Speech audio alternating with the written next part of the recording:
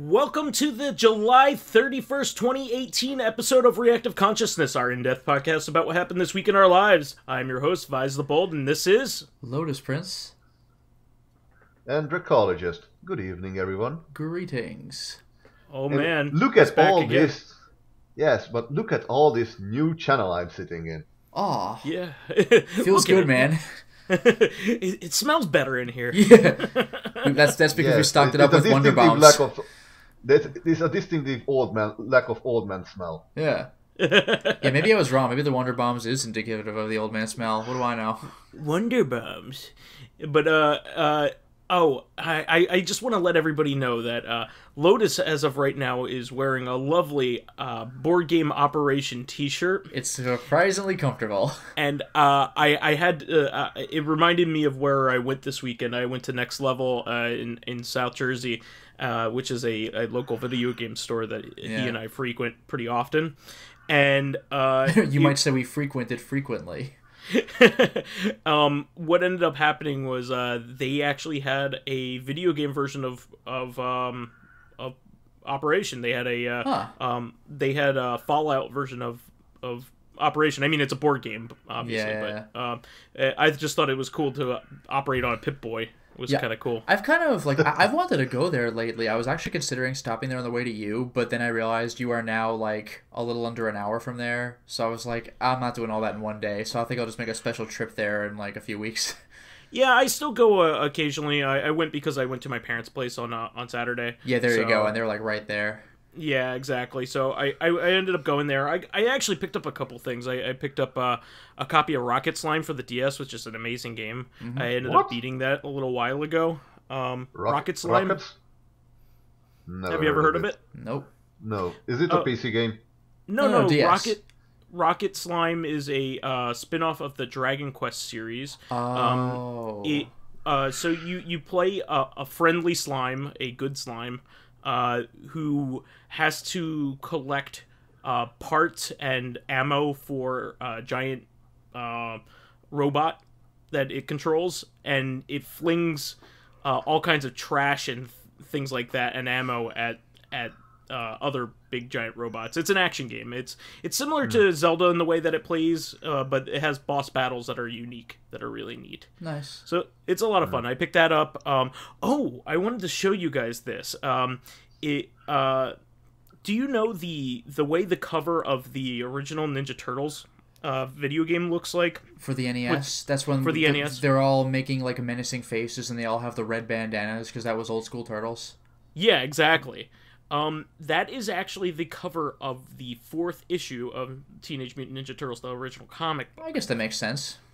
And they had a copy of it. Nice. And I love that piece of art. I think it looks great. So did you get to the part in the comic where they defuse bombs underwater and Coral kills them? This comic is bullshit.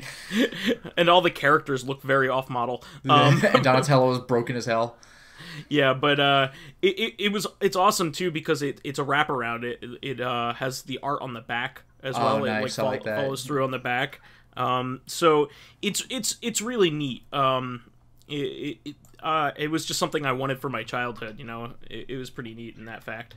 But anyway, this time I think you wanted to talk a little bit about what was going on with Overwatch there, Lotus. Yeah, so this is kind of a funny thing because I've never played Overwatch in my life, but our friend Luminaire plays it a lot, and he's quite good at it, and he's been following the competitive scene in terms of the esports, and that's really become a thing this past year, and it's been getting steadily more popular. So he's been showing me just the live streams or some recorded streams that were on Twitch of competitive matches where there are members of the Overwatch League which is, you know, OWL for the acronym, but the Overwatch League, where they actually have, well, like custom team shirts.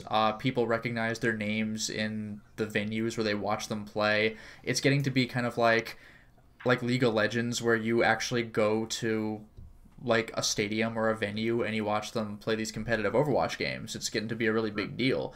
And what's interesting is that just this past weekend, they've had the very first Overwatch League like grand finals. This is like the first year of the Overwatch League, I believe. And what was kind of interesting is that you could see that the game is getting progressively more popular in this competitive scene, because normally what happens is when they normally what happens is when they're doing a match, what we have is, you know, you have the commentators and announcers and stuff like that introducing what the teams are going to do, because there are different map types. Basically, there's there's escort the payload to its destination, where the other team tries to prevent you from doing that until time runs out. I remember that from Team Fortress 2. Yeah, there's stuff like that. There's capture the points, so you gotta like lock down 2 or 3 points. Whoever gets the most wins. And there's stuff like that. And what's interesting is that usually when you watch these competitive matches, the commentators are like, well, here's what they're going to be doing. First mission is capture the points. Okay, get ready, both teams. But as this has been getting more popular, it's actually started reaching TV. Like, it's like the Overwatch League finals were broadcast on one of the ESPNs as well as Disney XD. So the Ocho. I actually made that joke to Luminaire when I was at his place. Yeah, ESPN 8, the Ocho. And he made a good point. It's not El Ocho, it's the Ocho. Like, wait a second. So, but now that it's actually on TV and some random person might be flipping channels and seeing this is reaching more people than those who specifically follow Overwatch. So now, in front of matches like that, they're like, okay, the first match we're going to be doing is capture the points. So let's hear what that's all about. And they just go into this introductory pre-recorded speech where they show and tell what that means. Like, Overwatch players should know this by now, but not everybody might. So you can tell that they're catering toward a more general audience as well, which is kind of cool. The Overwatch... Now you see the characters use these things called guns, in which they use to shoot each other. FPS, or first-person shooter. Not all characters have actually guns, by the way. Most of them have. Yeah, they all have some kind of projectile, or at least something that can reach out in front of them. But yeah, it's a first-person killing the other guy game. But the finals actually took place in Barclays Stadium in New York City, which was pretty rad. Oh, neat. My friend Luminaire has been following the competitive scene for quite some time, and so he's been following the New York City team, the Excelsiors, and he had me over to watch them compete against their rival, Philadelphia, which is also an incredibly good team. And New York has... Philly. I know. And New York has been the pretty much the dominant team like forever. It's just been like, it's almost never lost. It has like an outstanding win-lose record. It's ridiculous. But actually Philly ended up beating New York. So yeah. New York, the consistent winning team, did not get to go to the first finals, which were actually in New York. It was kind of like, aw. So underdogs, that's what we are. Yeah, right? So as it turns out, Philly's grand final opponent was London. And it turned out that London won. Oh, so London, that's a shame. London is the winner of the first Overwatch Grand Finals. I was only able to see the first match out of 3 because it took place over 3 days. Were they all Tracer? No, no. In these competitive scenes, it's only you can't dupe heroes, so you can't have 2 heroes of the same kind on your team. Like, each team might have the same hero, but like the opponent might have the same hero as the one you selected, but you can't have multiples on your team. Sure. So otherwise you could have like really weird things like 8 Reinhardts, go! Or it's just like, oh Jesus Christ. But what ended up happening is normally what happens is you try to win 3 out of 5 matches, and that's it. Like, that's how the playoffs worked. But for the finals, they turned it into, like, tennis, where you win, like, a set. So the winner of 3 of 5 gets 1 big point, and then it's 2 out of 3 of that. So I was there for Friday, because it took place on Friday, Saturday, and Sunday. So I watched it on Twitch with Luminaire on Friday, where London won the first thing. And I didn't see what happened on Saturday or Sunday, so I Googled it before coming onto the podcast tonight. And yeah, it turns out London won, so that's how that went. But is it one of those situations where you kind of wish that New York would have won because they would have put up a better fight against London? It's tough because the match between New York and Philly was outstanding. Okay, like, so there was some rightfully serious won. back and forth, yeah. And they rightfully won then. At least on the Friday, Philly did a really goddamn good job on the first point out of what should have been 3 of 5, but then London won the next 3. Although it was still interesting to watch. It wasn't like, oh, Philly, what are you doing? Like, it actually was pretty exciting. There were some clutch, like, last second moves where, like, London was just about to capture the point on Philly's end. They had 99%, but then I think, like, but then they shot, like, a super move into Philly's team, wiping a lot of them out, but then Philly countered with a similar move from a character we didn't even know was standing there, shutting out London for a little while longer. It's like little clutch moves like that are super fun to watch. And one other thing I want to give a shout out to is the announcers and commentators themselves, because Luminaire has shown me enough matches where we kind of favor one particular commentator because he's just so, like, I don't know, like, he's charismatic. He is charismatic, but I don't like it. Maybe even bombastic. Like, he throws around weird vocabulary words that I would hesitate to use, and it's really entertaining to hear him use them because it sounds like they're just coming naturally. Like, he'll just throw, like, inexorably in, like, just naturally. Like, that's just the word I use, day-to-day basis, no problem. It's just really entertaining. He's got such a way with words. This Australian commentator, his handle is Uber. And he is so freaking entertaining. It's just really entertaining to just hear him just be so theatrical in his delivery. Because usually commentators are like, "That's right, Uber," and, like, doing, like, a damn good job. But this guy really seems like he's super hyped all the time, and it's infectious. Sounds like Uber is quite a ride. Sorry, Dracologist, what were you saying? Before I've been interpunted, yeah. Before you were so rudely interrupted. Yes. I wanted to say that not something like this topic is something that I can't really say too much good about because I really don't like the concept of games like Overwatch. Yeah, I mean, it's fun to watch. It's not something I'd play, but yeah. Yeah, I wouldn't even watch it honestly because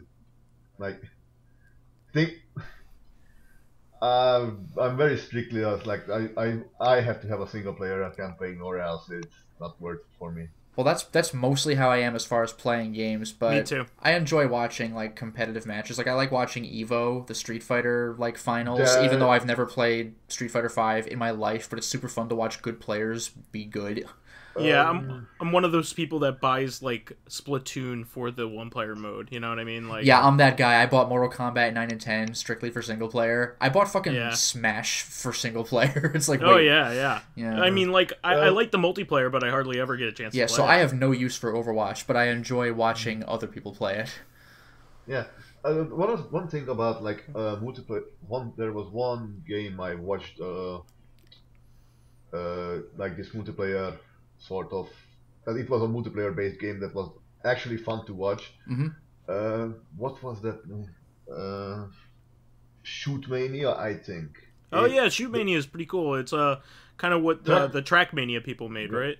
Yes, and it's a very it's a very, how do you put it, very Spartan in design game. Like, one of the matches what made it interesting that, like, you had to pick, like, it was a 3 versus 1 type of match. Like, there was 1 infiltrator and 3 defenders.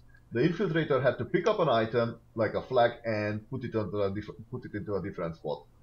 And the 3 defenders had to, of course, prevent that from happening.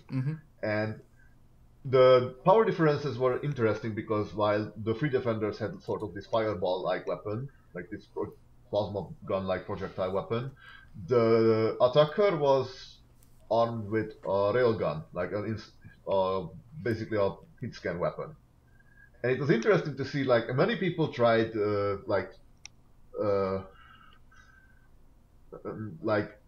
just do the objective and be done with it. But like there were some players who actively hunted down the other team because once you were out in one shot, and if you killed the entire other team, then it was practically over for them. Yeah. But it was interesting. That was interesting to watch actually. Overwatch, I not really like it. It's a class-based shooter. Like what basically. I always said that Blizzard was very sore about Valve taking Defender of the Ancients from them, and so they decided to make not just their own Dota game, but they actually taken in revenge Team Fortress 2 out from them in this format. Like, I will admit, it was a little hard to watch competitive Overwatch at first because there's like, I forgot, it was like 4 or 6 players or something. I think it was like 6 players on each team. And so the camera cuts back and forth between players, and like that's really disorienting at first. Because like, whoops, it's somebody else now. But like, you do kind of get used to it. It helps if you look at what color their weapon is, because it's their team color. Sure. And also they do identify who it is in the lower left. But like, it definitely took some getting used to. Like, again, I had mentioned this to Luminaire at first. Like in Street Fighter, everything is on the screen. Like everything you need to see is on the screen and nothing moves. Like off screen or anything. Overwatch is just like, now let's see which of the 12 people we're watching now.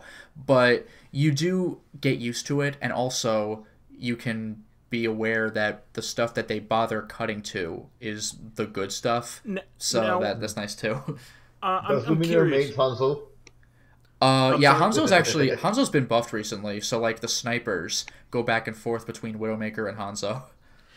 I actually I'm curious. Do they take an outer body perspective? Yeah, they have done some of that. Okay. Yes, they have. So all of a sudden, it's like, here's all the shit happening, and sometimes overheads show you weird stuff you can't make sense of in first person. So it's pretty good.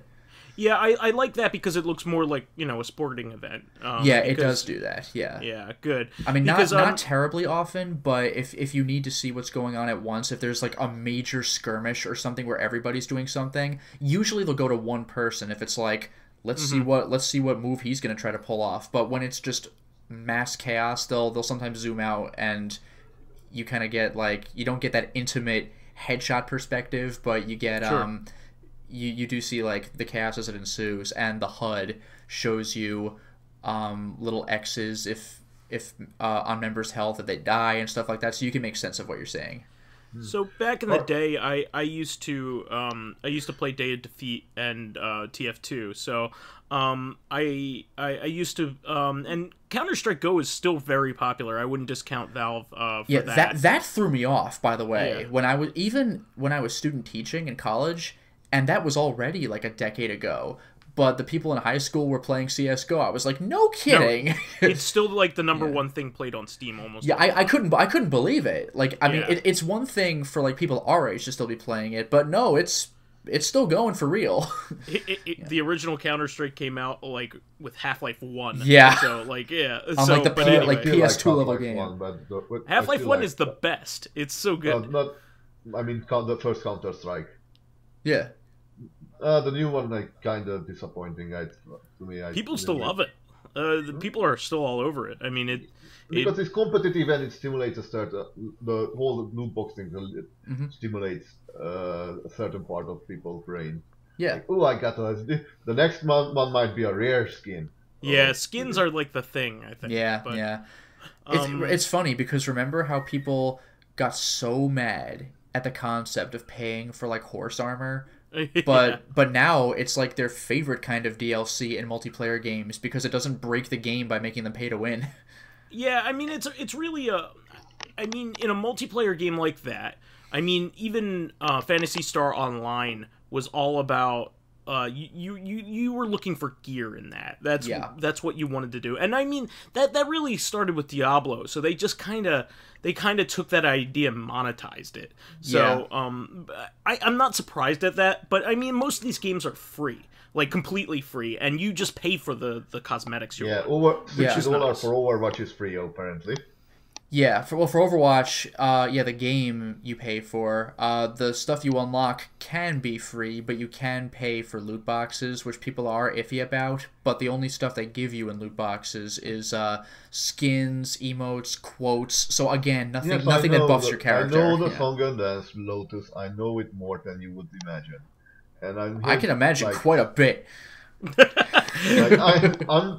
I'm with lads who generally contemplate this stuff. Personally, I don't like loot boxes. Recently, like a little bit of extra news, if I made that. I think in Denmark, or Dutch, Holland, someone like they removed, like they altered the way loot boxes function in Dota 2. Like when you click on a loot box, you can actually see its content before you buy it. The problem is that the content is still randomized. So basically, you may see what you can get, what items you can get, but it's not sure that you're going to get what you want. Yeah, like I'm not happy about the fact that even the Overwatch stuff is still randomized, but at least you don't have to buy like the characters. Like again, you don't buy buffs. Like when characters are unlocked, they're free. Yeah, what I was gonna say is, this reminds me. Have either of you read the book Snow Crash, or at least heard of it? I mean, I've heard you talk about it, but that's it. Okay, so it's one of the prototypical like hacker novels. It's a Neuromancer, right? Neuromancer is the very prototypical one. That is the one that basically started the genre of cyberpunk. But Snow Crash is another prominent example. I read Snow Crash after I read Neuromancer. They're by two different authors, so yes. But Snow Crash is great because they, it's basically, it's kind of like the Nexus from Ready Player One. Like everybody goes into this a similar place, a similar hub, but you could tell like the people that have barely been there by their avatar is the generic cowboy avatar. So it's just really funny how they actually predicted a lot of stuff. Like a lot of people just for shits and giggles will dress up like penises in the hub world, and it's just like, wow, you predicted a lot before like the internet was a thing. Like, how did you do this? But I just wanted to say you could see a noob in that game by what their gear is, really. Yeah, and that applies even on like certain websites like YouTube or Twitter. Like if you don't have a profile image on YouTube, then you have a square with like the first letter of your username in it. Or on Twitter, if your generic profile picture is like the egg, or on Facebook it's like a silhouette of a face. So it's like, oh, I could tell you're either new here or don't care to customize yourself. Exactly. Or you're old and don't get it. Yeah. But anyway, did you want to add anything else about Overwatch here? No, that was basically it. Just like the hype was real, and even though I know who won the tournament, it'll still be cool to go back and watch the actual matches, because like I don't have a personal stake in this, and I'm not gonna cry over the fact that London won, even though I was kind of hoping that like New York or Philly would win. But the actual gameplay is freaking spectacular. So unless there's something like, there are occasionally like, oh man, I can't believe this managed to happen, that shouldn't have happened. Usually the action is insane, especially on the part of whoever plays the snipers, because like some of the shots they make, I didn't even see the person they were shooting, and it's like headshot, they're dead like into it. It's like, what the fuck? Like some of these people are freaking machines. Savants. Yeah. Jeez. Yeah, I think I wanted to make last thing that Blizzard knows about balancing us with it.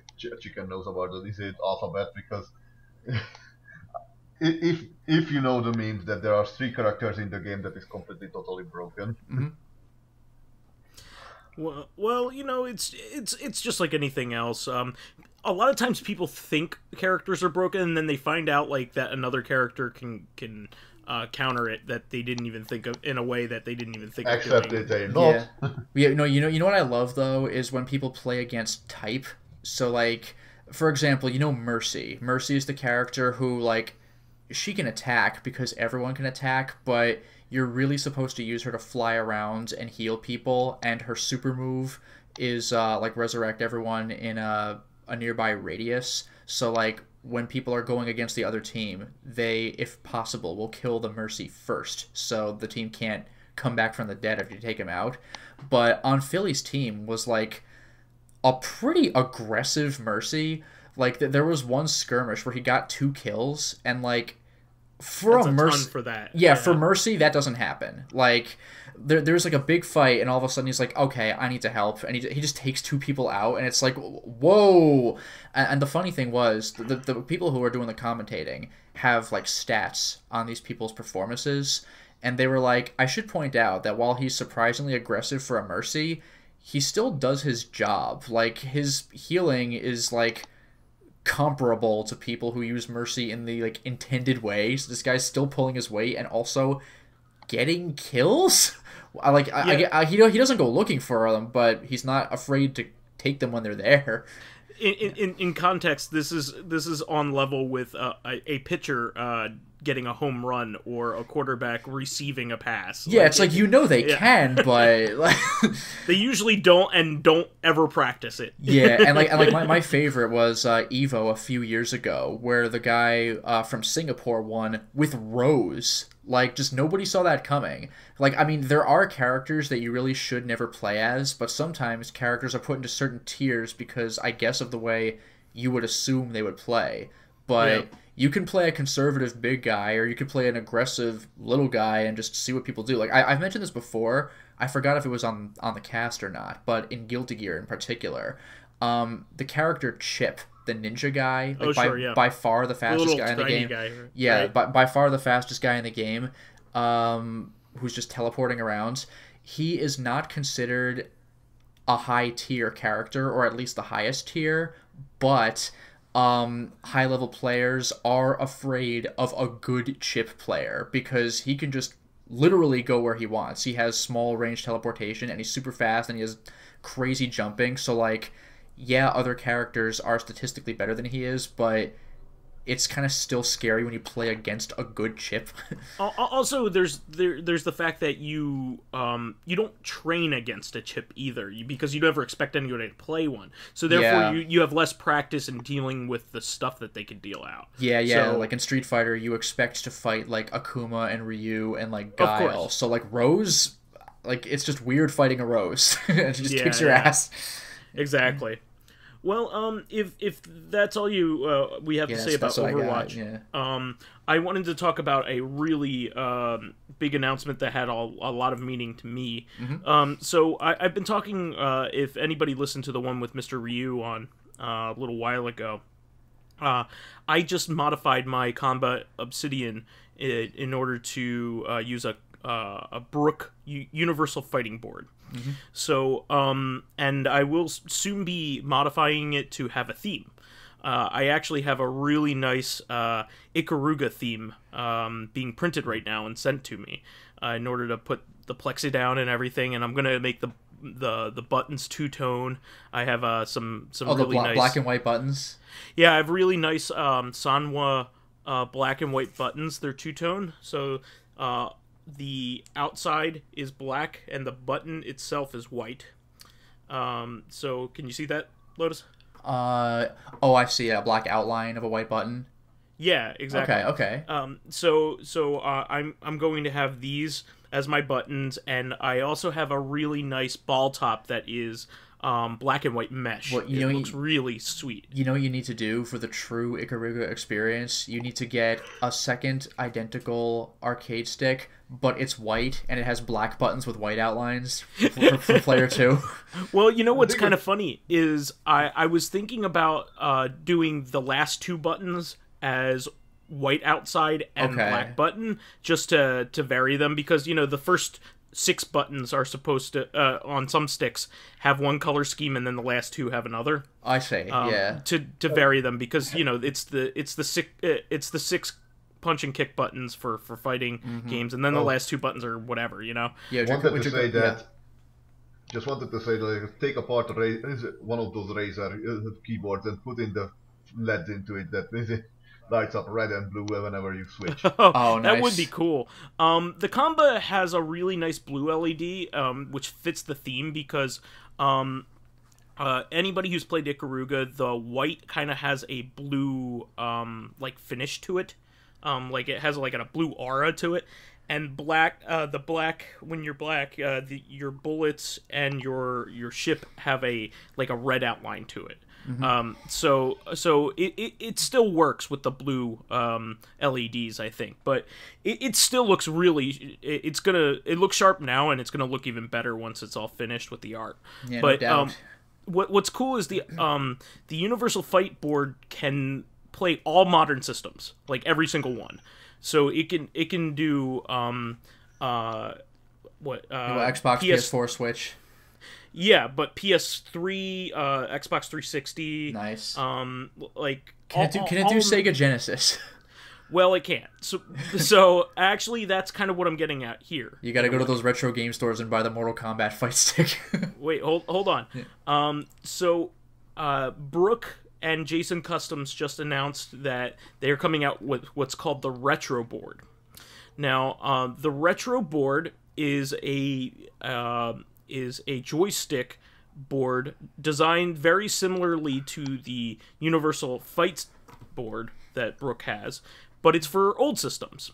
So it's for Nintendo, NES, SNES, Saturn, Dreamcast, GameCube, and I think that's it. It doesn't have Genesis because of a limitation. Lame, not worth it. 0 out of 10. PS1 and PS2. Oh, so nice.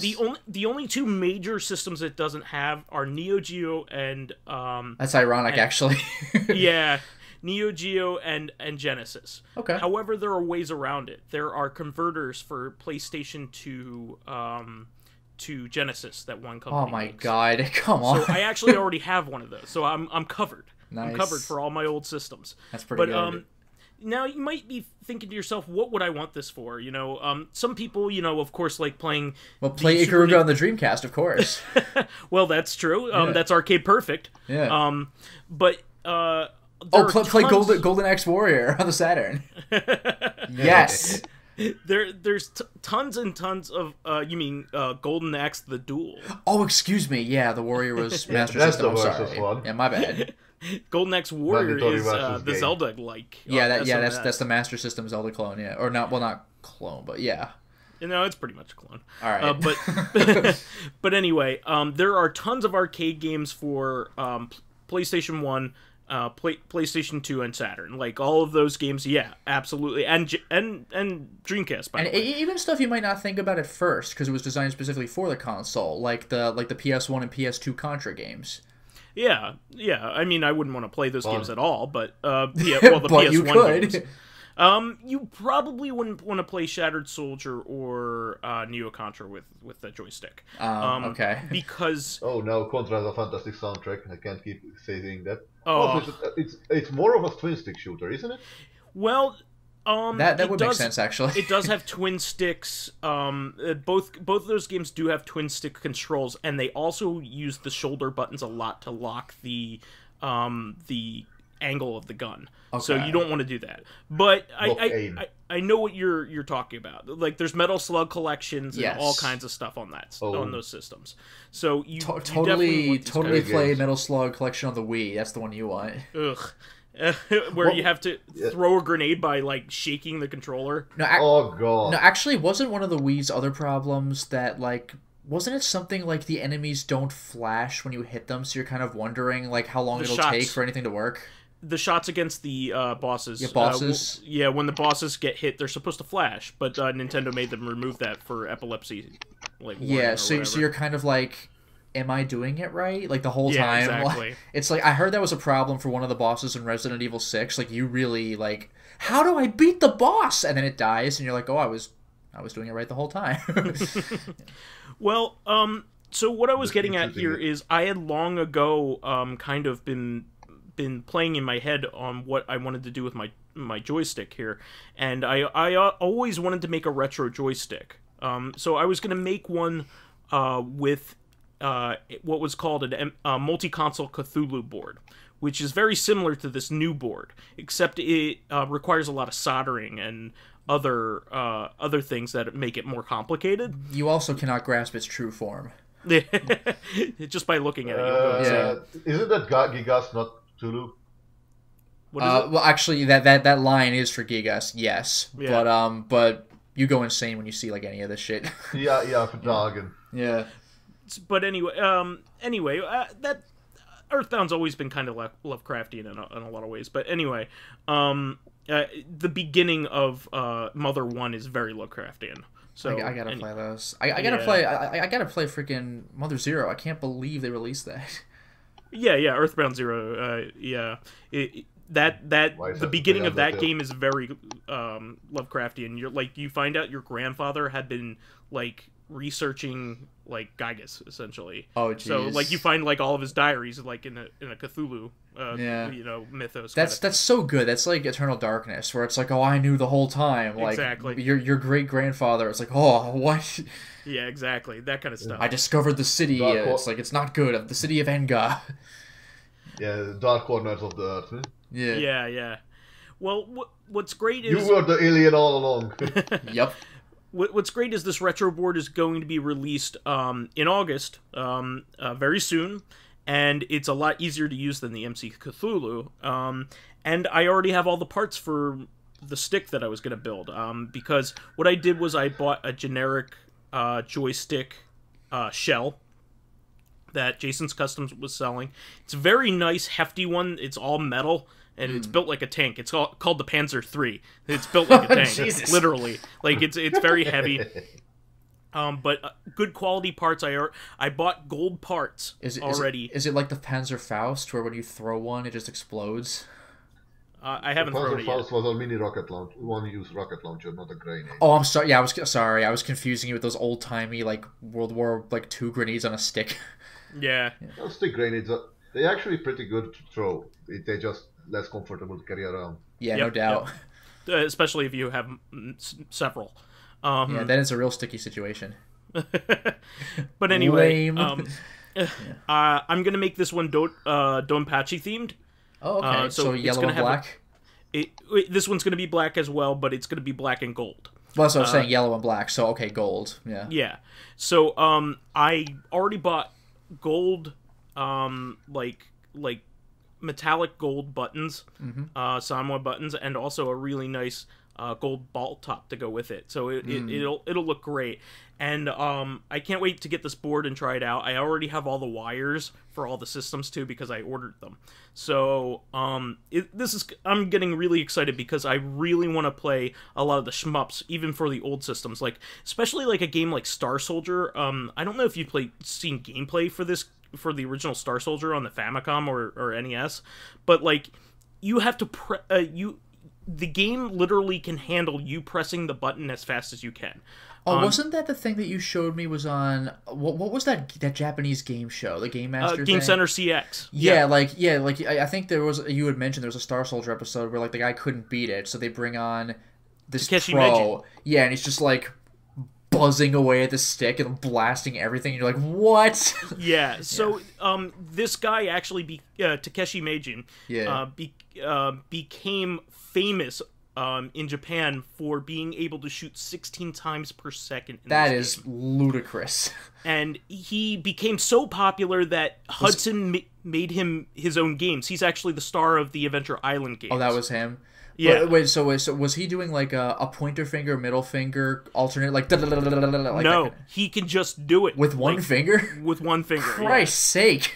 They have slow down footage of him and everything. Because whenever I do like the Mario Party games where it's like mash the button as fast as you can, I do the alternate fingers, and sometimes I double up and press a button that's already been pressed, but usually it works pretty well. I got I think that is also required to have a button that you can very easily press down. Like the distance between pressing down is not much. Yeah, that's very correct. And he usually uses this joystick that Hudson made specifically for this. Now the thing is, by today's standards, it's not as good. Back then, it was like the best thing going, right? Because it was better than just using the regular NES joypad. Yeah. But this is they didn't use real arcade parts back then, and you can obviously do things way more precise with real arcade parts. So I'm gonna be able to play, Star Soldier with an actual arcade joystick. In an easy way, and also not take up a ton of space by having a joystick for every system I own. You know what I mean? That is a big problem if you're into joysticks, because you want the best arcade experience, but then you have like 100 expensive joysticks, and they're big too. Now I'll just need 2 for basically all all of my them systems. together into a mega joystick. Yes, with 100 buttons and 50 joysticks. Well, technically, there's going to be a way to throw the retro board into the Obsidian. However, I would need to extensively modify it, and I would also need somebody to do some soldering in order for me to take care of it. Especially you can do that. I just don't have the ability. I wanted to say that if you can do that, you can combine your joysticks and play Armored Core. Armored Core? Yeah. No. You would want to play Steel Battalion. No. Steel Battalion. That's the one. No. Troopers. What is that called? Oratory to Tangrim. What the Cyber Troopers? Virtual On? Virtual On, yeah, that's it. You remembered that before Virtual On. Steel Battalion had these just massive joystick consoles that came with that you could buy for the game that were allowed you to control everything with. And you had pedals and everything. Yeah. Someone who played Earth Siege 2 with an old pilot joystick, it's pretty awesome thing to do. Nice. That's cool. Well, I'm just excited because I'm gonna only need to have 2 joysticks now, and I'm gonna be able to play all my old systems in the way that I want to play them. And I don't have to worry about the Neo Geo, because Brook a little while made a PS3, PS4 to Neo Geo converter, so nice. I got all of my old systems covered. Nice. So I'm really excited for it. It's gonna be really great, and I'm probably put a little video showing off my sticks eventually when they're all finished. Neo Geo games are great. I love Neo Geo. Nice. What's great about the modern era is that a lot of people are recognizing how great those games were, and they're almost every great Neo Geo game will or already has been ported to the Switch or the PS4. Yeah. So it's. But I'm a PC gamer. There is a bunch of stuff on PC anyway, though. I mean, not as much as on the Switch, but they got stuff. Especially if you're using emulators. Well, yeah, but even outside of that, like Steam and GOG have a bunch. Well, not even that. You can go on the Windows Store and buy the same versions that are on the Switch. Nice.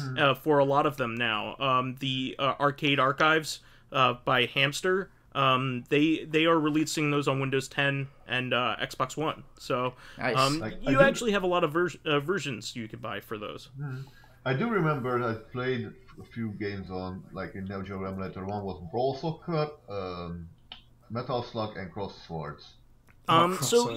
Cross Swords hasn't been ported yet. That's one that I think is fun for a little bit, but gets very tiring. It's very gets very repetitive. I think I synced several million virtual tokens into that game. Not to mention the last boss is a bitch. He says I do not understand why this guy's health does not dropping. That some old arcade games had multiple layered health bars for bosses. Yeah. The red goes down, you can see the yellow goes down, you can see the green, etc., etc. And this guy had white, and I was hitting him for hours, and why doesn't go down? You have to put in so many credits in order it's to beat ridiculous. him. Yeah. I mean, the best games for those systems were the shmups and the fighting games. Yeah, I love the shmups and also you have Windjammers too. Of course. Yeah. So but take a shot. What's that? Take a shot. Oh, right. Oh, yeah. Mention Windjammers. But take a shot. Yeah. Yep. But actually, Windjammers hasn't been ported to anything other than PS4 yet, which I'm very surprised. Well, didn't it hit the Vita as well? Oh, it's on the Vita, but what I mean is it's not for PC or Switch yet. Okay, I'm really surprised it's not for Switch. I don't know what's going on there. Maybe they got some funding from Sony, but it should be on the Switch either way. But I did want to talk about a couple games that were either released within the last couple weeks, just of note, and also some other announcements. So another announcements have been made over the last couple months, but it's getting closer and closer to release. Have you guys heard about the new Sega Ages collection that's coming, or games coming out? Nah, I don't think I ever know anything about Sega Ages. What's that? Okay, so Sega Ages was a series that Sega started back on the Saturn. Wait. Is it Ages like the Shield or Ages like... No, Ages like Sega backward. Yes. Like, ages, like, over time. Yeah, more than one age, yeah. Because, like Sega means service games. Sure. Yeah. But it's cool because they call it Sega Ages, and it's clever because it's also Sega backwards. Yeah. Just like Lotus said. But this was a series that started way back on the Saturn, where they would release old, like Sega arcade games and old Genesis games on the Saturn. And they made some really great collections by a developer called M2. I've talked about them a couple times. They're basically like the emulation kings. They are the best at emulation. Oh, those are the guys who did like the classic Sega arcade games like Dynamite Cop and stuff like that? Yes. So they did the Sega half of the Sega Ages collections on the PS2. So that would be they also made the Contra Rebirth and the other Rebirth games on the Wii. Nice. WiiWare.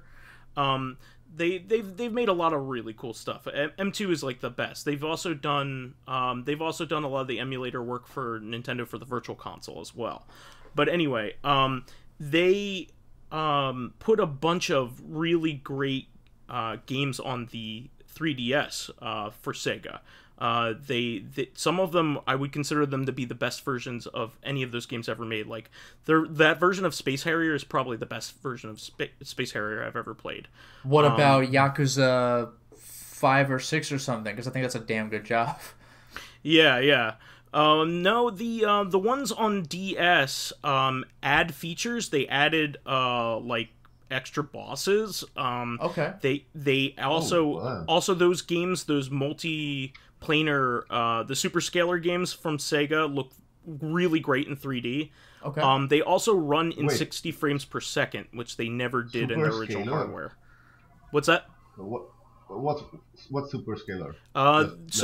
That's the name of the games that Sega made in their arcade that were that use scaling sprites. Like, you know how you like a Space Harrier and Outrun, where you give the illusion of 3D stuff's coming toward you. Oh, yeah. Afterburner. Mode 7 yeah, it's like almost Mode 7. It was like Sega's attempt at Mode 7, kind of. Yeah, it was before Mode 7 was a thing, though. Yeah.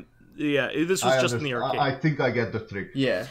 Yeah, so they would scale sprites in order to make it look as if they were coming closer to you, or going further away. I played similar games. I know what it's about. Yeah. I think Commodore tried this few things, and there was like a very old DOS game called Mach 3, like the speed of sound Mach. Oh, Mach 3, okay. Yeah. Yeah, that was probably like an Afterburner clone, probably, but very much so. Yeah. So anyway, M2 is going to come out with new Sega Ages games on the Switch. Now, the 3DS ones were great, but they have one big important flaw, and it's that they can't be played on anything else besides the 3DS. There's no natural TV out. Unless you hack your console or do something weird in order to play them on the big screen, and that's just kind of a bummer, because you'd like to have the option. On the Switch, you have the option for both. Yeah, like I was gonna say, I'm telling you, if Nintendo or somebody ever releases a Game Boy player for the DS or 3DS, I will lose my fucking mind. I'll be first in line to get that thing. Yeah, I've been wanting it for ages. I don't think it's gonna happen anytime soon. What do you mean by that? Like, someone that can play Game Boy games or something that converts. No, I mean like there's a product called the Game Boy Player that attaches to the bottom of your GameCube, and it accepts Game Boy, Game Boy Color, and Game Boy Advance games, and you can play them on the TV. It's great. Huh. It's fucking amazing. If you could do it for the DS and the 3DS, it would be. I would lose my goddamn really mind. Awesome. The one and only game I think that would not translate would be Spirit Camera, because that actually requires the 3D at some point. But every other game, no problem. The Game Boy Player is basically like the new Super Game Boy, on the Super Nintendo, which was good for Game Boy and Game Boy Color games. Same principle. Well, probably can be done. What's great? The question is, will be done. That'd be great. I would love it. What's great is when M2 does these kinds of things, they're very comprehensive. They usually include extra features that you can turn on and off, so you could play them like they're original, or you can play them like updated with extra content. Like kind of like what I was saying with Space Harrier there. Yeah. In the Outrun version for 3DS, they added extra extra songs, which was cool. Dude, yeah, okay. And they also added all kinds of like emulation modes. Like you can play these games with the sounds of like the mechanical versions of those arcade systems, like if you wanted the full arcade experience. Yeah, because I've mentioned this before, in Yakuza you do not have that, but you can do original aspect ratio 4:3, you can do 16:9, you can do full stretch to your entire TV screen, and then you have all three of those aspect ratios with pretty good looking scan lines. Unfortunately, it does not have the extra features of the portable system, but as far as presentation goes, you can take your pick, which is kind of cool. Well, what's great is they also usually include like all the different region versions as well, so you can play like great Japanese versions. And so the ones for the Switch that are coming out, there are 4 games announced so far. It's the original Sonic the Hedgehog, which does have Spin Dash added from Sonic Jam, which is awesome. Wait. Like you can dash in Sonic 1? Correct. You can add it. They added it to Sonic in Sonic Jam, which is the collection on the Saturn. But it hardly ever that version hardly ever shows up outside of that Saturn version. I didn't realize that, because on one hand, the original Sonic was not designed for Spin Dash, but at the same time, it not like help. Yeah, that's the thing. Spin Dash doesn't break the game. It's like, do you even want to add Spin Dash? Like there are multiple areas where like there's a curvy area you can't climb up, so you have to run all the way back and then get a head start. Like, spin dashing would solve that problem, like it did in Sonic 2. So I really do... I mean, as much as I love games done in their original way, this is how they were made. You know how, like, Knuckles kind of breaks Sonic 2? I do think that a spin dash would only be beneficial in Sonic 1. It is, but you could also revert it if you want it. So, it's a quality of life enhancement that is grossly needed in that game. Yeah. They are coming out with the original Phantasy Star, the Sega Master System. Nice. Phantasy Star. Last I saw that available was in Sonic's Genesis collection for the PS3 and 360. It was an unlockable game. So that is 1 generation ago, and this is going to be more comprehensive. It's going to have all the versions, and it'll probably let you play with both versions of the soundtrack. So most Sega Master System games had 2 versions of their soundtrack, depending on whether you had the FM synthesis module bought or not. So this will allow you to probably play the English version with that FN. The FM synth. The FN synth, which will be great. And let's see here. They also are releasing Thunder Force 4, which is a great shmup for the Genesis. I think I remember that one. It's really a great game. It's one of the best shmups for Genesis and of the 16-bit era. What's particularly notable about this is I think this is the first release of Thunder Force by Sega, because Sega purchased Technosoft's library and this is a Technosoft game, not a Sega game. Oh, I think I have one of the Technosoft soundtracks somewhere. They made Black Rain. They made Thunder Force, the Thunder Force games. They made this game called Hot Blooded Family, which is a wacky brawler. And they made a few other games, but those are like the ones that really stand out. Oh, there's also Hyper Duel, which is another big one for the Saturn. I think that's one that I have the soundtrack from. Hyper Duel, yeah. And then there's Alex Kidd. Oh wow, okay. Gain Ground. Gain Ground. That's the fourth game. And this might be a little passé at this point, but in case people didn't know, Alex Kidd was going to be Sega's mascot. Like it was not Sonic. Sonic kind of took over because he was so cool, but like Alex Kidd was their like the one they had intended to represent Sega. There's like a whole bunch of games and everything. The problem was that most of the I've seen Alex Kidd games and they are kind of terrible. He was the rock paper scissors guy, right? Yes. That was the good, interesting, like the actual general good game. Okay. There is a very broken point and click. There's a point and click. What? Like puzzle game. Okay. Like you not point and click, but you pick up items and use items, but it's. Okay. It requires such mental gymnastics to understand it. What are you doing? Old point and clicks are freaking insane. Like especially Sierra's. This one is special. It's not even that. Throw the horse bridle on a poisonous snake because fuck you. Yeah. Well, I'm particularly excited about these because I think they will re-release a lot of the versions that they put out on 3DS, and now I'll be able to play them with a proper controller, 2 players, and on the TV. Yeah, that'd be great. So I'm particularly thinking that they will probably do a re-release of their version of Gunstar Heroes, which is the best version of Gunstar Heroes, but it's locked to the 3DS right now.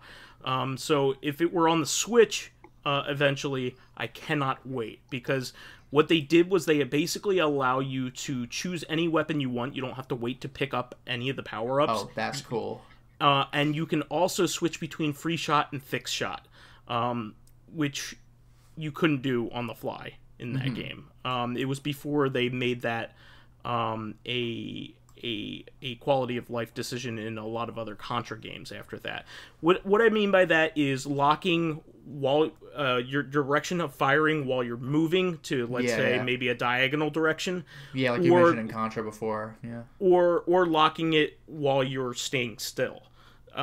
So you could stay still and kind of, switch your direction. So that wasn't a thing until that you could regularly do on the fly until Contra Hardcore. So okay. Yeah. So anyway, the only other quick things I wanted to mention is Ys Memories of Celceta came out on Steam, which is freaking great. Yeah, finally. That was like a Vita exclusive for the longest time, right? Yeah, and for the longest time it also wasn't compatible with the PS TV. Now it is. However... Well, it was made compatible quite a while ago by today's standards, but yeah, people were nervous about it for quite a bit, yeah. Like, the people were, like, using, like, a hack for the PS TV to make it work, but then they were like, why don't we just let them... There's nothing that actually prevents them from playing the game. Why not just not blacklist it anymore? Well... Any time where, I loved the Vita, but I want every game that was exclusive to it to be on other systems. I want it to be, and basically all the best games have been ported to other systems. With Nintendo stuff, except that's not going to happen. Which one?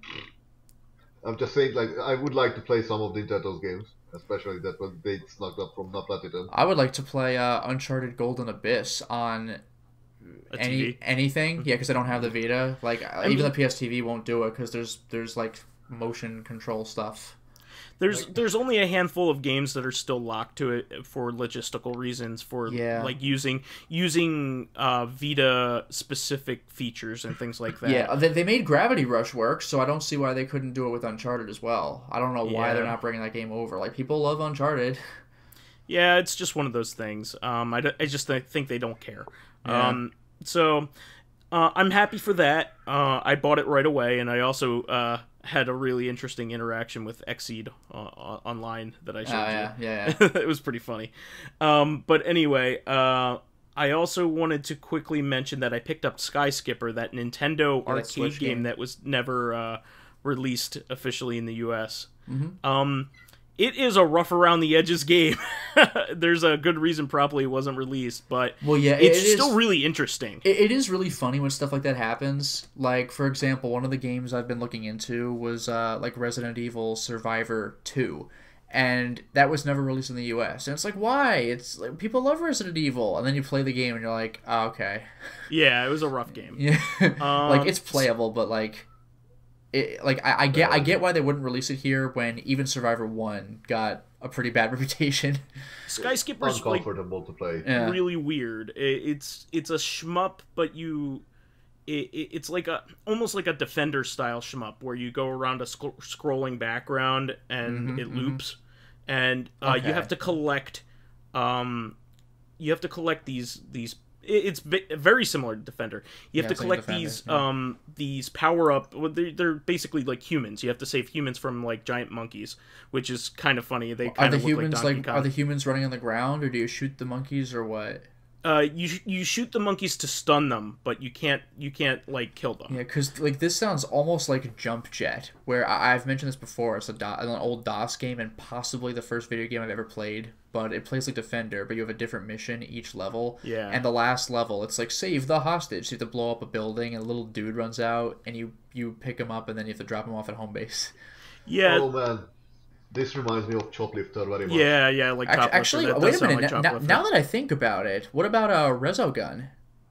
Yeah, so Resogun is very much a modern version of Defender. Okay. But this game, the gimmick is that all of the people that you're saving are a different card suit, and you have to match them to their suit. They have like a point system based on their suit and how you're collecting them in what order. That's clever.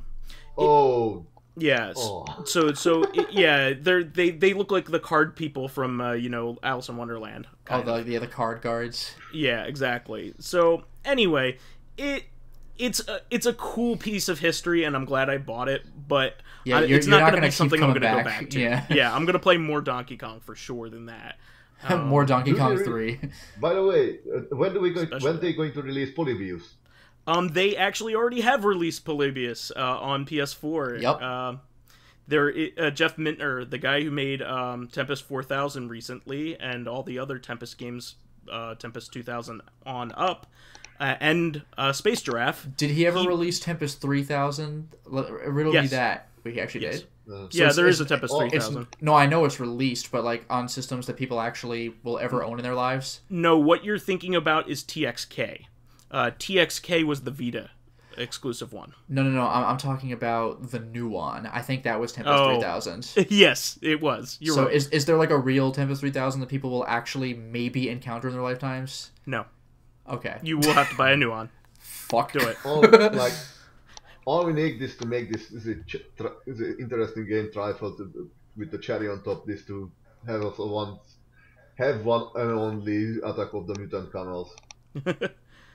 But what we should do is we should talk about that should be one of our CoreCon topics one of these days, is talk about the actual Polybius and the game that they made based on the legend, which is what we're talking about, of course. It was a very peculiar one, isn't it? Yeah, and I mean, the Angry Video Game Nerd did an episode on it, so I think a lot of people already know about it at this point. But it's still an interesting topic, and nobody's I don't think too many shows have done it with the perspective of a real game named Polybius being released. So we could talk about the new game. I'm a big fan of Jeff Mintner's game, so I'd be happy to talk about it after I bought it. We can talk about very obscure games if you want.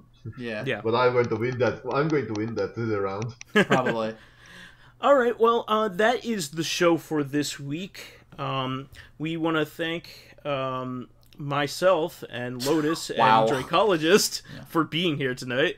we want to thank the fans for submitting questions. Oh wait, shit, hold on. I'll get back to that later. Yeah. This is what happens when Vice doesn't have a script up and he accidentally says the Corcon outro. Please remember to subscribe. Do we actually use a script? Yeah. We do. Please remember to subscribe to the Corrective Consciousness YouTube and SoundCloud pages. You think I just come up with this? I can't just... This is poetry. Well, But you do come up with poetry. Shut up. Please give us thumbs ups, likes, and 5-star ratings on iTunes. It helps promote and spread awareness of the show, and any bit of encouragement helps keep the show going. Yeah, do a little bit of sharing on those social platforms, guys. We could use some more subscribers. We like that a lot of people have already moved over from Lotus's channel, but you know what? We could always use your friends over here, please. You can catch us on Thursdays on our sister podcast, Corrective Consciousness, the podcast where we explore the inanity of pop culture.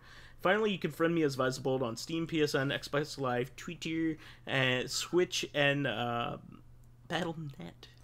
And you can find me on my YouTube channel, Lotus Prince. You can hit me up on Twitter at Lotus Prince. And finally, if you are interested in seeing my videos early, getting in on exclusive live streams, selecting upcoming games for me to Let's Play, and getting in a Discord chat with all other patrons, then perhaps consider swinging by my Patreon account, which can be found at patreon.com/LotusPrince.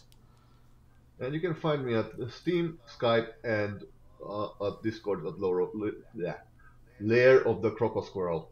There we go. So once again, that's Croco, like the beginning of crocodile, and squirrel. Like the end and beginning of squirrel. Yes, the totality, the quintessence of squirrel. The breath, if you will. The breath. The very nutty essence. Yes. Well, we will catch you on Thursday, everyone. Until next time, everyone. Good evening.